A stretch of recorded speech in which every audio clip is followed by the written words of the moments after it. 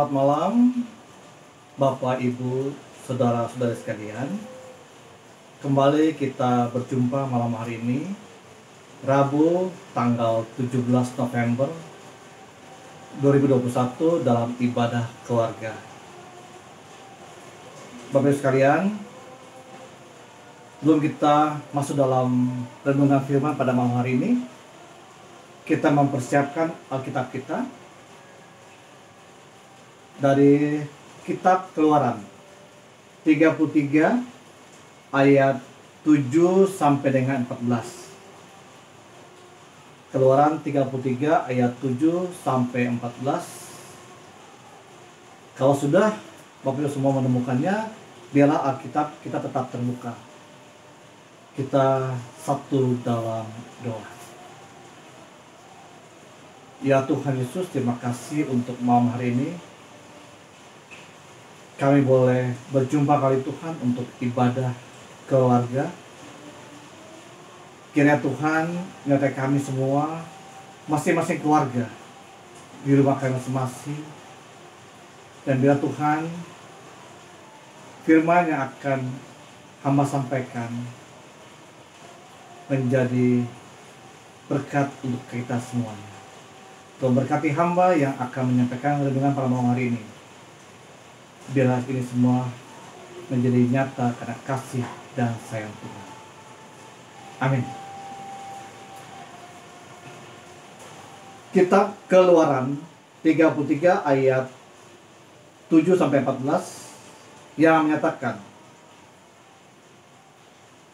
sesudah itu Musa mengambil kemah dan membentangkannya di luar perkemahan, jauh dari perkemahan, dan menamai kemah pertemuan.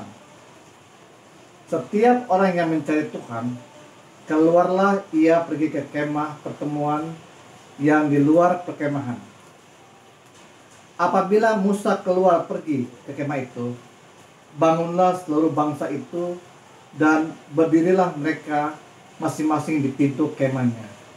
Dan mereka mengikuti Musa dengan matanya sampai ia masuk ke dalam kemah. Apabila Musa masuk ke dalam kemah itu, turunlah tiang awan dan berhenti di pintu kemah, dan berbicara Tuhan dengan Musa di sana. Setelah seluruh bangsa itu melihat bahwa tiang awan berhenti di pintu kemah, maka mereka bangun dan sujud menyembah, masing-masing di pintu kemahnya. Dan Tuhan berbicara kepada Musa dengan berhadapan muka, seperti seorang berbicara kepada temannya. Kemudian kembalilah ia ke perkemahan. Tetapi abinya, Yosua bin Nun, seorang yang masih muda, tidaklah meninggalkan kemah itu. Lalu berkatalah Musa kepada Tuhan, memang engkau berfirman kepadaku, suruhlah bangsa ini berangkat. Tetapi engkau tidak memberitahukan kepadaku siapa yang akan kau utus bersama-sama dengan aku. Namun demikian engkau berfirman, aku mengenal namamu dan juga engkau mendapat kasih karunia di hadapanku. Maka sekarang, jika aku kiranya mendapat kasih karunia di hadapanmu, beritahukanlah kiranya jalanmu kepadaku, sehingga aku mengenal engkau, supaya aku tetap mendapat kasih karunia di hadapanmu. Ingatlah bahwa bangsa ini umatmu. Lalu ia berfirman, aku sendiri hendak memimpin engkau dan memberikan ketentraman kepadamu.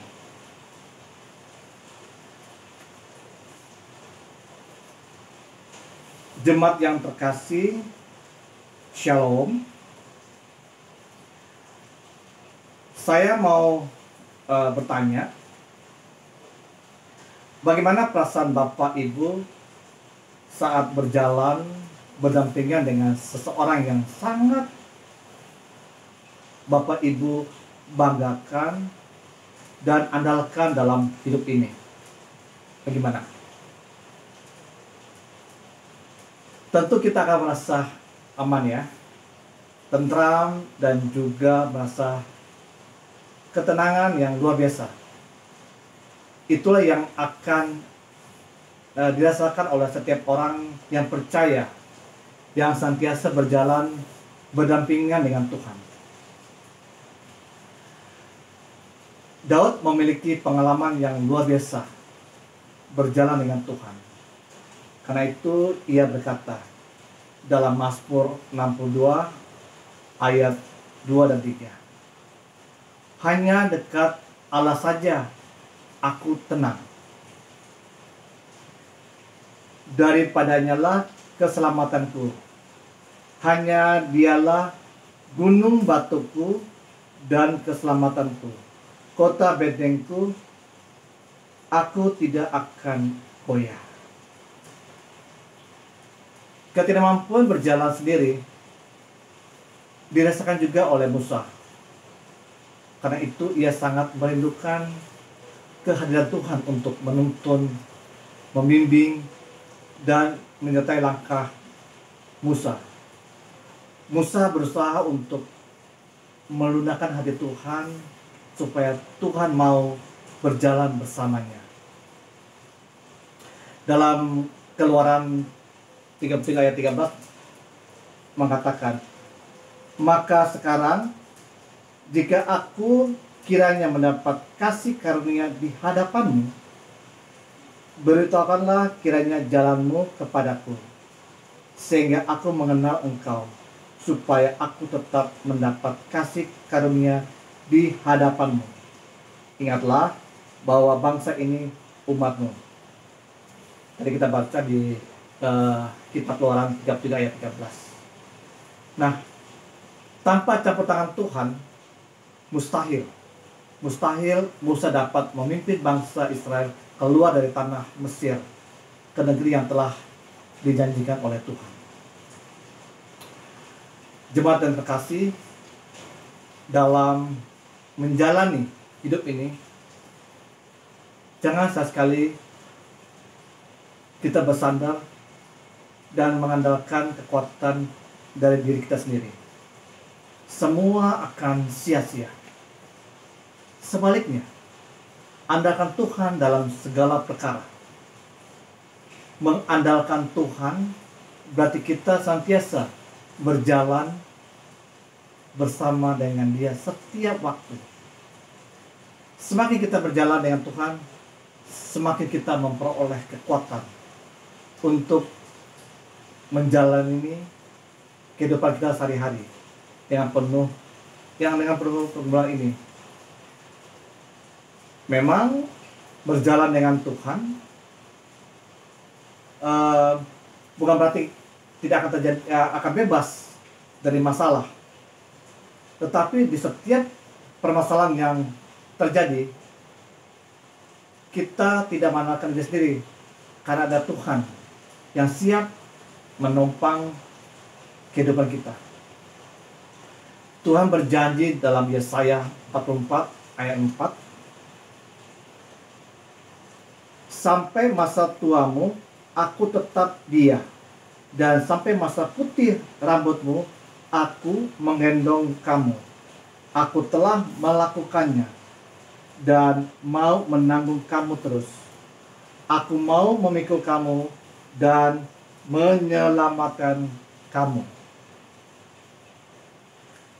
Jemaat yang terkasih, meski saat ini dunia kita sudah terhubung dengan elektronik yang canggih dan begitu luasnya, tetap saja kita tidak ada yang dapat mengalahkan kebersamaan kita kalau kita dapat bertemu secara langsung atau bertatap muka. Saat kita bertukar cerita dan tertawa bersama, tanpa disadari kita bisa merasakan perasaan lawan bicara kita hanya dengan melihat mimik mereka saja. Ya, karena kita semua terhubung dengan online, dengan Zoom atau lainnya. Para kerabat atau sahabat yang saling mengasihi tentu merasa senang apabila kita boleh bertemu secara langsung atau bertatap muka. Coba Bapak Ibu sekalian tanya kepada anak-anak kita yang masih sekolah dasar atau yang sampai yang sudah kuliah, bahkan yang sudah bekerja. Tanya, dalam masa saat ini, masa pandemi COVID ini, mana yang mereka akan pilih? Mereka belajar atau bekerja di rumah, ya, atau mereka belajar atau bekerja langsung ke sekolah atau ke kantor. Pasti mereka akan memilih secara offline, atau mereka secara langsung mereka bertemu dengan teman-temannya atau dengan teman kantornya. Kita melihat hubungan seperti ini terjadi antara Tuhan dengan Musa, orang yang dipilih Allah untuk memimpin umatnya, bangsa Israel. Seiring berjalannya waktu dari tahun ke tahun, Musa semakin mantap mengikuti Allah. Ia bahkan terus mengikut Allah walaupun bangsanya berontak dan menyembah berhala lain. Setelah bangsa itu menyembah anak lembu, tuangan, dan bukan menyembah Tuhan, kita dapat membaca dalam kitab Keluaran yang ke-32. Di sini Musa kemudian mendirikan kemah di luar perkemahan sebagai tempat untuk Musa dapat bertemu dengan Tuhan. Sementara bangsa Israel melihat Musa dari jauh. Ketika tiang awan yang melambangkan kehadiran Allah turun di kemah itu, kemudian Musa berbicara kepada Tuhan atas nama bangsanya. Dan Allah berjanji bahwa kehadirannya akan menyertai mereka. Tiang awan adalah tanda kehadiran Tuhan. Pada saat itu Tuhan berbicara dengan Musa. Apa yang dilakukan Musa saat itu disebabkan karena ia sebagai pemimpin. Musa diberikan beban yang begitu berat dan tanggung jawab yang sulit ia lakukan, khususnya dalam hal memimpin bangsa Israel yang disebut Tuhan bangsa yang tegar tengkuk. Musa sangat membutuhkan dukungan serta bimbingan Tuhan supaya ia dapat mengambil keputusan-keputusan yang adil dan bijaksana untuk masalah-masalah yang dihadapi orang-orang atau bangsa Israel ini. Bapak, Ibu sekalian, sikap iman yang ditunjukkan Musa saat itu seharusnya semua secara konkret dalam orang-orang yang percaya. Siapapun kita, sesungguhnya dalam hidup ini sangat memerlukan Tuhan. Karena itu, bangunlah dan peliharalah persekutuan secara pribadi dengan Tuhan. Melalui persekutuan yang tulus dan sungguh-sungguh, itulah yang Tuhan mau dan Tuhan hadir memberkati kita. Karena kematian Yesus di kayu salib dan kebangkitannya, kita lagi membutuhkan seorang seperti Musa yang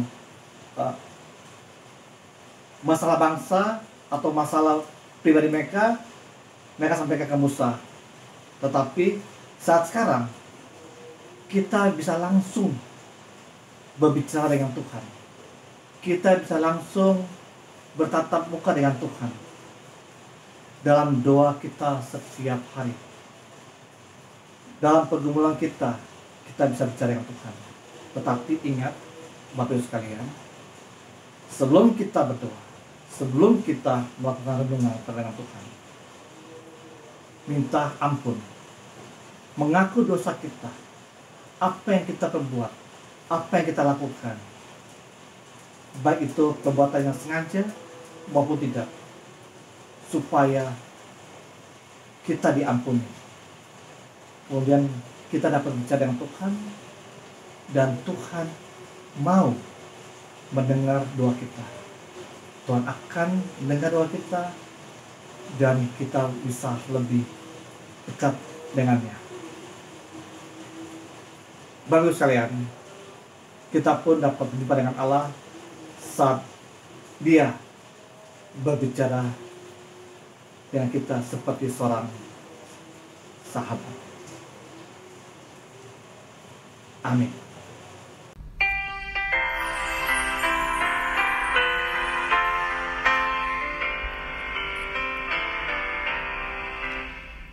Perlukan juru selamat agar jangan ku sesat. Selalu harus ku rasakan bahwa Tuhan ku dekat, maka jiwaku tenang, takkan takut dan enggan bila Tuhan ku membimbingku di malam pun tentram. Ku perlukan juru selamat karena imanku lemah. Hiburannya menguatkan, sungguh tiada bandingnya. Maka jiwaku tenang, takkan takut dan enggan bila Tuhan ku membimbingku di malam pun tentram.